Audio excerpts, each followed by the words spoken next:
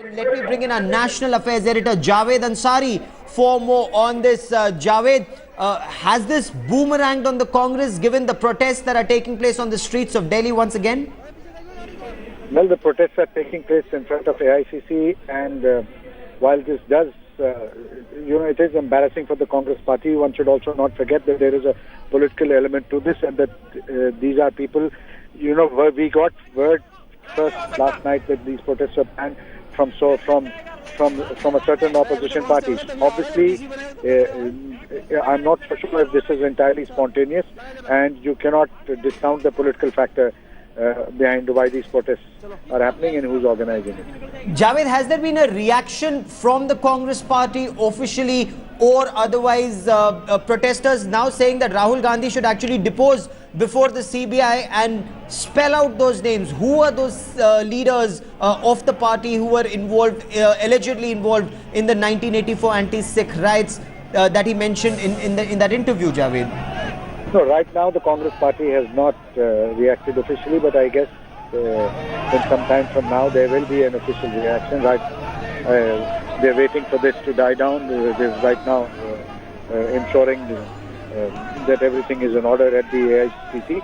And once this subsides, they will, every afternoon there is a Congress briefing, and the official reaction will come in a while from now. The timing of these protests, as you rightly pointed out, Javed, as you said, that it appears to be the handiwork of the opposition parties taking advantage of that interview, but damaging considering people close to the then President of India, Gyani Zail Singh, coming out on record to say that Gyani Zail Singh himself called the Prime Minister, the then Prime Minister Rajiv Gandhi, and he wasn't available to take his phone calls, and justice was denied. Gaurav, this begs the question. If indeed it is true, why did Mr. Tarlochan Singh wait for so many years before he came out with this, whether he went public with this?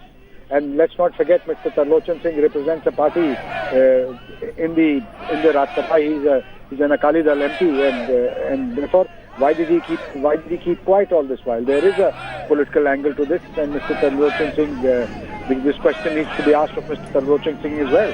Why weren't this issue raised then, and why now just on the eve of elections? Okay, and also H.S. Phulka now saying that had the guilty of 84 been punished, there wouldn't have been a 93 or a 2002 riots. Javed? Well, absolutely. This is the problem with this country. There is no accountability, whether it comes to people involved in riots, whether it comes to people involved in corruption. Everybody just gets away scot-free. India would have been a much better place had there been greater accountability on all such issues.